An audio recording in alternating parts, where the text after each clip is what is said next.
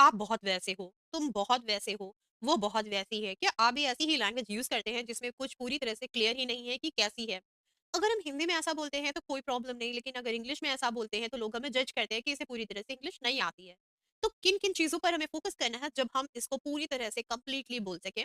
उन्हें कहते हैं एडजेक्टिव्स। क्या हम नहीं कर पा रहे थे? हम एक पर्सन को एक्यूरेट एडजेक्टिव नहीं दे पा रहे थे उसकी पर्सनैलिटी को डिस्क्राइब करने के लिए। ग्रामेटिकली ना जा कर के हम सिंपली सोचें एक ऐसा वर्ड जो कि बताता है कि वो पर्सन है कैसा।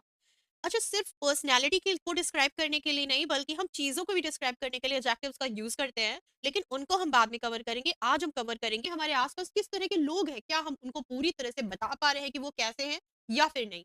चलिए समझते हैं कुछ एग्ज़ाम्पल से। अगर हमें कोई भी वर्ड समझ में आ रहा है, लेकिन हम सोचते हैं मेमोरी में सेव कैसे करें, हम एक ऐसे पर्सन की इमेज क्रिएट करते हैं अपने माइंड में और उस पर्सन के लिए उसको यूज़ कर देते हैं। बस यही सबसे सिंपल तरीका है अपने मेमोरी में उस वर्ड को सेव करने का। तो चलिए समझते हैं। ये है हमारा लैकनिक जो कि नंबर 1 पे है, लैकनिक मैन। देखिए, अगर हम लैकनिक मैन ना बोल करके लैकनिक बोले, ये सबसे अच्छा तरीका है। He is laconic, she is laconic. Laconic का मतलब होता है एक पर्सन जो कि बहुत ही कम बात करता है। A man of few words भी कह सकते हैं। A woman of few words भी कह सकते हैं, अगर आप कोई वुमन के लिए ये वर्ड देना चाहते हैं। वैसे नॉर्मली मैन के लिए ही यूज़ करते हैं क्योंकि मैन ही लैकनिक होते हैं।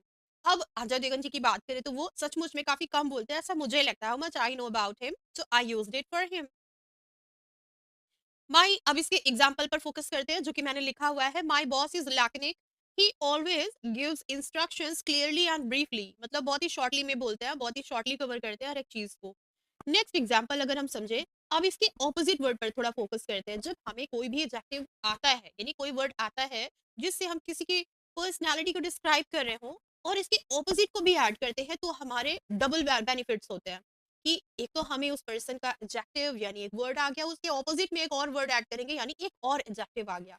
अब एक पर्सन जो ज्यादा बोलता है, उसके ऑपोजिट पर्सन को क्या कहेंगे? यहाँ पर वर्ड है टॉकेटिव। हम जानते हैं टॉकेटिव काफी पॉपुलर है, ये पॉजिटिवली यूज होता है, जैसे कि my sister is so much talkative, मतलब बहुत बातूनी है।